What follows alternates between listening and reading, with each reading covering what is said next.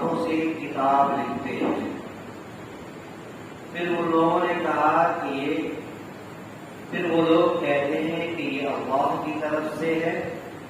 تاکہ اس پر تھوڑی قیمت وصول کریں۔ بس ہلاکت ہے، تباہی ہے، بربادی ہے ان لوگوں کے لیے اس چیز پر جس کو انہوں نے اپنے ہاتھوں سے لکھا، اور ہلاکت ہے ان لوگوں کے لیے اس کمائی پر جس کو وہ کماتے ہیں۔ ان لوگوں نے کہا کہ ہرگز ہم کو آگ چھو نہیں سکتی مگر مٹی کے چلتے۔ تو آپ کہہ لیجیے کہ کیا تم لوگوں نے اللہ سے معاہدہ کیا ہے؟ تو گویا اللہ تبارک و تعالیٰ اپنے عہد کو یعنی اپنے معاہدے کی خلاف ورزی نہیں کر سکتا، یا پھر تم لوگ اللہ تبارک و تعالیٰ پر وہ بات کہتے ہو جسے تم نہیں جانتے۔ کیوں نہیں؟ جس شخص نے کوئی گناہ کیا، کوئی ایک گناہ کیا اور اس کے گناہوں نے اسے گھیر لیا، احاطہ کر لیا، تو یہ لوگ جہنم والے ہیں، اس میں ہمیشہ ہمیشہ رہیں گے۔ اور ان لوگوں نے ایمان لایا، عمل صالح کیا، وہی لوگ جنت والے ہیں، وہ اس میں ہمیشہ ہمیشہ رہیں گے۔ سامعین کرام، سورۃ البقرہ کی آیت نمبر 4 آیت کریمہ کی تلاوت ہوئی اور 4 آیت کریمہ آپ کے روبرو پڑھی گئی۔ آیت کریمہ یعنی 79، 80، 81 اور 82 کی تلاوت یہاں پر ہوئی، اور الحمدللہ اللہ تعالیٰ شکر ہے کہ آج کا درس قرآن آدھا پارہ یعنی سورۃ البقرہ کا اور پہلے پارے کا آدھا پارہ مکمل ہونے جا رہا ہے۔ آج کے اس سبق کے اندر ایک بات بہت خاص بیان کی، مختصر ہے لیکن بہت جامع بات ہے۔ اس سے قبل والی آیتوں میں یہ بیان کیا گیا تھا کہ بہت سے ایسے لوگ ہیں جو ان پڑھ ہے، امی ہے، جاہل ہے، اور وہ کتاب کو جانتے نہیں، حقیقت کو پہچانتے نہیں، مگر ان کے دل و دماغ کے اندر کچھ آرزویں ہیں، اس کی بنیاد پر کچھ چیزیں گڑھتے ہیں۔ اب یہاں سے یہ بتا رہے ہیں کہ ان کے وہ علماء جو لوگ اپنے ہاتھوں سے کتاب کو لکھتے تھے اور کتاب کو لکھنے کے بعد اس کے ذریعے سے ایک یہ بات اپنے دل کے اندر رکھتے تھے کہ اس سے کچھ قیمت وصول کی جائے، کچھ قیمت حاصل کی جائے، تاکہ اس سے میرا اپنا مفاد ہو اور اپنا فائدہ ہو، اس کے اندر اس کا فائدہ وابستہ تھا۔ تو گویا کہ یہ چیزیں ان کے لیے قرآن نے کہا کہ ہلاکت ہے ایسے لوگوں کے لیے جو اپنے ہاتھوں سے کتاب کو لکھتے ہیں اور کتاب کو لکھنے کے بعد اس کے ذریعے سے کچھ کمائی کمانا چاہتے ہیں، کچھ معمولی اور حقیر سی رقم اور حقیر سا ہدیہ حصول کرنا چاہتے ہیں۔ ایسے لوگ کوئی جو ناز ہے اور یہ سوچتے ہیں کہ میں کوئی گناہ نہیں کرتا ہوں تو اللہ تبارک و تعالیٰ کی طرف سے کوئی آگ ہمیں نہیں سکتی، ہمیں نہیں چھو سکتی، ہرگز ہمیں کوئی آگ نہیں چھو سکتی، مگر مٹی کے چند دن ہیں جو ہمیں آگ اللہ تبارک و تعالیٰ اگر چاہے تو جہنم میں ڈال کر پھر اس میں سے نکال دیں گے۔ تو گویا کہ ان لوگوں کو اپنے گناہ کے اوپر یہ ناز تھا۔ اسی طریقے سے اللہ تبارک و تعالیٰ نے یہ کہہ دیا کہ یہ بات کو یاد رکھے کہ جو تمہارا گمان ہے، جو ہمارا وہم ہے، جو تمہارے دل کے اندر ہے کہ ہم گناہ کرتے بھی ہیں اور اللہ تبارک و تعالیٰ ہماری پکڑ نہیں کر سکتے، تو یاد رکھیے کہ اگر کسی نے ایک بھی گناہ کر لیا، ایک بھی گناہ اگر کسی نے کر لیا اور اس کے اس گناہ نے اس کو احاطہ کر لیا، گھیر لیا، یعنی ان کے تمام گناہ، تمام نیکیوں کے اوپر یہ گناہ حاوی ہو گیا جس کی بنیاد پر ساری کی ساری نیکیاں اس کی برباد ہو گئی، تو ایسے شخص کو اللہ تبارک و تعالیٰ نے کہا کہ یہ جہنم والے ہیں اور یہ جہنم میں ہمیشہ رہیں گے۔ لیکن ایک شخص ہے جس کی پوری زندگی عمل صالح کرنے میں گزر گئی،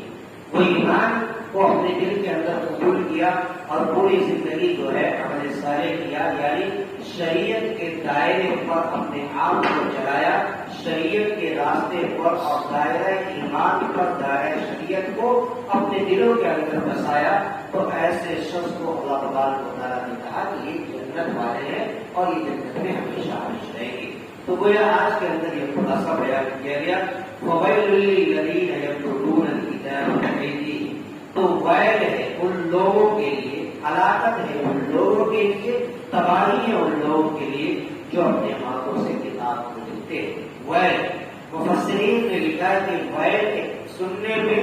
بولنے میں یہ ہلکا لفظ ہے، لیکن ویل جہنم کی وہ وادی ہے،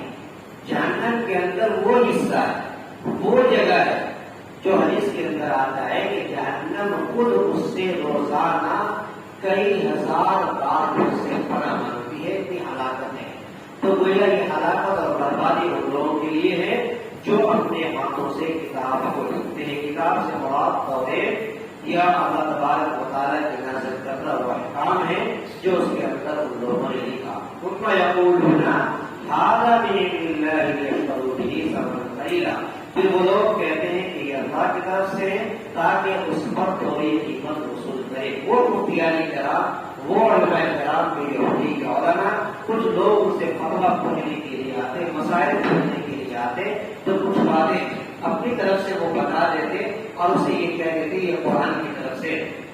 یہ قرآن کا تقاضا ہے، قرآن میں یہ لکھا ہوا ہے، لیکن دراصل اس میں کتنی باتیں وہ اپنی طرف سے کہتے ہیں اور کتنی باتیں قرآن کی ہے اور قرآن میں کتنی باتیں اپنی طرف سے ملاتے ہیں، یہ وہی جانتے ہیں۔ اور ان کے جو لوگ آتے مسئلہ پوچھنے کے لیے ان کو بتا دیتے اور کہہ دیتے کہ یہ قرآن کی طرف سے ہے اور یہ اللہ تبارک و تعالیٰ کی طرف سے ہے۔ کیوں کہتے ہیں؟ اس لیے کہ یہ بات اگر ہم کہہ دیں گے تو ہمارے مسئلے کو جان کر، ہمارے فتوے کو سن کر کے کم سے کم تھوڑی معمولی اور حقیر سی قیمت اس کے بدلے ہمیں ہدیہ اور تحفہ مل جائے گا۔ اسی کو قرآن نے کہا لیشتروا بہ ثمنا قلیلا، کہ وہ لوگ یہ کہتے ہیں کہ یہ اللہ کی طرف سے ہے تاکہ اس کے ذریعے سے تھوڑی قیمت وصول کریں۔ فویل لہم مما کتبت ایدیہم، تو ہلاکت ہے ان لوگوں کے لیے اس تحریر پر جس کو اس کے ہاتھوں نے لکھا،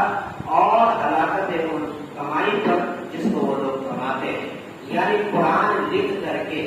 اور اپنے ہاتھوں سے لکھ کر کے پھر اس کے ذریعے سے مسئلہ مسائل بتا کر کے اور پھر اس کے ذریعے سے تھوڑی سی کمائی کماتے ہیں، تو قرآن نے ان کی اس تحریر پر بھی ہلاکت بھیجا ہے اور قرآن نے اس کی اس کمائی کے اوپر بھی ہلاکت بھیجا ہے کہ ایسی کمائی سے اور ایسی تحریر لکھنے سے بہتر یہ ہے کہ تم بالکل نکمنے بیٹھ جاتے اور کچھ نہ کرتے، بلکہ قرآن کے اندر تبدیلی اور تحریر نہ کرتے۔ یہ قرآن کا ایک فرمان ہے۔ وقالوا لن تمسنا النار، تو وہ لوگ اپنے گمان کے مطابق کہتے ہیں کہ ہرگز ہم کو آگ چھو نہیں سکتی الا ایاما معدودا، مگر گنتی کے چندے۔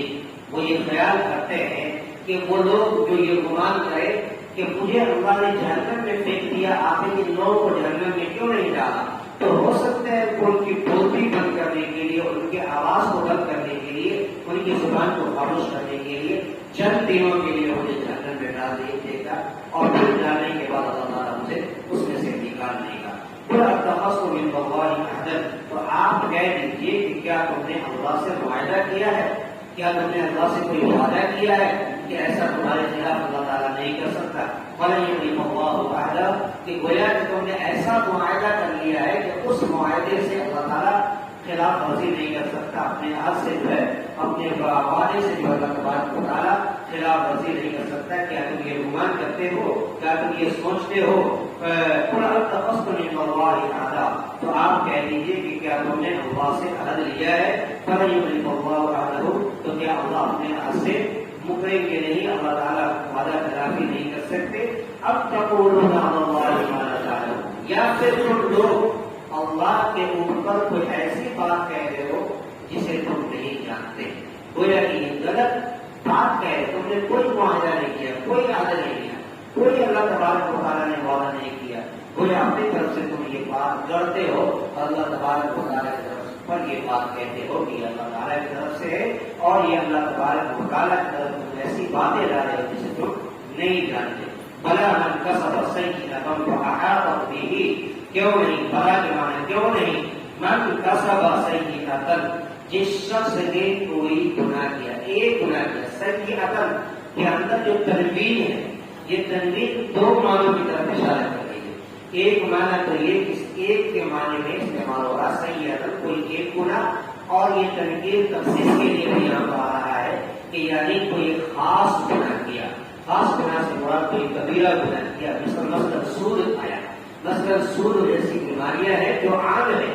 سود کھایا، ایک سود کھانے کی وجہ سے اس کے بعد تم جو نماز بھی پڑھو، روزہ بھی رکھو، زکات بھی کرو، اور جتنے بھی شریعت کے جو احکامات ہیں ان تمام احکامات کو انجام دیتے رہو، لیکن ایک گناہ اگر تمہارے اندر ہے تو گویا یہ گناہ تمہاری ساری نیکیوں کے اوپر حاوی ہو جائے گا، اور ساری نیکیاں اس گناہ کی وجہ سے وہ ختم ہو جائے گی تمہارے نام اعمال میں، وہ نیکیاں باقی نہیں رہے گی۔ وہ احاطت به خطیئته، اور تمہارے اس ایک گناہ تم کو احاطہ کر لے، یعنی تمہیں گھیر لے، گھیرا بندی کر لے، تو گویا کہ تمہاری تمام نیکیوں کو ایک خاص گناہ، کبیرہ گناہ اگر گھیر لیا تو یاد رکھے کہ اللہ تبارک و تعالیٰ نے ایسے ہی لوگوں کے بارے میں کہا وَأُولَٰئِکَ أَصْحَابُ النَّارِ، یہ لوگ جہنم والے ہیں، ہم فیہا خالدون، یہ لوگ اس میں ہمیشہ ہمیشہ رہیں گے، اسی کے اندر رہنے والے۔ وَالَّذِينَ آمَنُوا وَعَمِلُوا الصَّالِحَاتِ، اور جو لوگ ایمان لائے، عمل صالح کیا، نیک عمل کیا۔ عمل صالح سے مراد شریعت کے وہ تمام احکامات مراد ہے جو ایک ایک کو قرآن نے بیان کیا، ان تمام کے اوپر عمل ہونا بہت ضروری اور لازم ہے۔ اگر کوئی شخص یہ سوچ لے کہ میں نے یتیم خانہ بنا دیا، کوئی شخص یہ سوچ لے کہ میں مسافر خانہ بنا دیا، کوئی شخص یہ سوچ لے کہ میں نے غریبوں کے لیے کچھ امداد کر دیا، کسی اگر کوئی سوچ لے کہ میں نے مدرسہ بنا دیا، مسجد کے اندر اپنا اینٹا یا سیمنٹ لگا دیا، یعنی اپنی زندگی کے اندر ایک نیک اعمال کر لیا اور پوری زندگی پھر وہ گناہوں کے اندر گزارتے رہے، تو میرے دوستوں وہ عمل صالح نہیں ہوا، وہ عمل صالح نہیں بلکہ ایسا گناہ، ایسا نیک عمل جو ہے بیکار ہو جاتا ہے۔ اس لیے عمل صالح سے مراد شریعت کے وہ تمام احکام ہیں جس کو نبی علیہ السلام نے اپنی شریعت کے اندر اور اپنی کتاب کے اندر تذکرہ کیا، اپنے قول اور فعل کے، اور قرآن مجید نے جس اعتبار سے تذکرہ کیا وہ تمام احکام مراد ہے جس پر عمل ہونا ضروری ہے۔ اسی کو قرآن نے کہا کہ اگر جس کی زندگی کے اندر شریعت کے اور قرآن کے فرمودات زندگی کے اندر آ جائے، اولئک اصحاب الجنہ، تو یہی لوگ جنت والے ہیں، ہم فیہا خالدون، ایسے ہی لوگ جنت کے اندر ہمیشہ ہمیشہ رہیں گے۔ میرے دوستوں، تو آج کے اس درس قرآن سے، آج کے اس سبق سے ہمیں اور آپ کو یہ پیغام ملا کہ کبھی بھی اپنے دنیاوی اور دینی مفاد اور اپنے ذاتی مفاد کے خاطر کبھی بھی کسی کو کوئی مسئلہ پورے مفاد کے خاطر غلط نہیں بنانا۔ دنیا کا اگر کوئی بھی فیصلہ ہو، اس فیصلے کو کرنے کے لیے کہ اس پارٹی سے یا کسی دوسرے لوگوں سے مجھے کچھ قیمت مل جائے، کبھی زندگی میں اس طرح کا فیصلہ نہ کرنا، اور کبھی زندگی کے اندر ایسا فیصلہ نہ کرنا کہ اس کے بدلے میں تھوڑی قیمت مل جائے، تھوڑا ہدیہ مل جائے، تھوڑا مال مل جائے۔ میرے دوست، قرآن نے ایسے لوگوں کے بارے میں سخت وعید نازل کی ہے اور ایسے لوگوں کے لیے کہہ دیا کہ یہ جہنم والے ہیں۔ اس لیے شریعت کے احکامات جتنا ہم جانتے ہیں اتنی باتوں پر عمل کرنا چاہیے، نہیں جانتے ہیں اس میں اپنا عقل اور اپنی عقل اور اپنی نفسانی خواہشات کو نہیں لگانا چاہیے، کیونکہ یہ ساری چیزیں ہمیں اور آپ کو اس ڈھانے پر لے کر کھڑا کر دیتی ہے جہاں سے پھر لوٹنا ہمارے لیے ممکن نہیں ہوگا۔ اللہ تعالیٰ سے دعا ہے کہ پروردگار عالم ہمیں اور آپ کو آج کے سبق پر عمل پیدا ہونے کی توفیق عطا فرمائے۔ آمین وآخر دعوانا الحمد للہ رب العالمین۔ اللهم صل على سيدنا شفيعنا حبيبنا ربنا آتنا في الدنيا حسنة وفي الآخرة حسنة یا الہ العالمین، رب کریم اور کریم اللہ عالم، اے اللہ آج کی سبق کو فرما، اے اللہ جو باتیں کہی گئی ہیں، اے اللہ جو کہنے میں خامیاں بتائیاں غلطیاں رہ گئی ہیں، اے اللہ اپنے فضل سے معاف فرما، اے اللہ قرآن کی تمام آیات کے فرمودات پر ہم سب کو عمل کرنے کی توفیق عطا فرما۔ آج کے سبق سے ہمیں جو پیغام ملتا ہے، اے اللہ اس پیغامات پر ہم سب کو عمل کرنے کی توفیق عطا فرما۔ فرما، اے اللہ اپنے قرآن سے ہم سبوں کو، اے اللہ ہم سبوں کا رشتہ مضبوط فرما، اے اللہ قرآن سے ہم سبوں کو محبت عطا فرما، اے اللہ قرآن کی فرمودات کے ایک ایک لفظ کو، ایک ایک حرف کو ہم سب کے سینوں میں محفوظ فرما، اے اللہ آج کے صدق میں جن لوگوں نے شرکت کی ہے، اے اللہ سبوں کو اپنے دین کے لیے قبول فرما، اے اللہ سبوں کی جائز تمنا پورا فرما، اے اللہ اس رہتے کریمہ کو، آج کے سبق کو ہم سب کے لیے نجات کا ذریعہ بنا، اے اللہ جو مانگنے سے قبول فرما، جو مانگا گیا تو اسے قبول فرما، ہماری دعاؤں کو